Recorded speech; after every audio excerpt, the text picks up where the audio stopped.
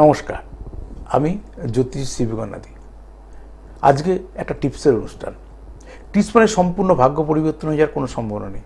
Tips মানে আমি যাতে ভালো থাকতে পারি, ভালো খেতে পারি, ভালো পড়তে পারি, এই তো আমাদের আলগা চাওয়া। এখান থেকে একটা অ্যাওয়ারনেসের প্রোগ্রাম, যাতে কিছুটা আপনি ঘরে বসে রিলিফ পেতে পারেন।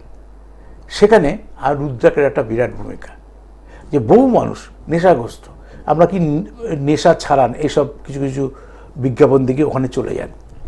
যারা বিভিন্ন জায়গায় ঘুরেছেন, প্রথমত সেই যে নেশা করছে তার হরস্কোপটা সে বিচার করিয়ে নিন।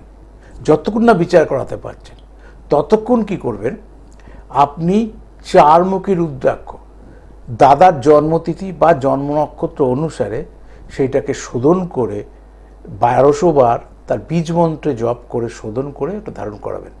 সেটা 2-3-1 হতে পারে, সেটা 2-2 হতে পারে, সেটা শুধু 4ও হতে পারে।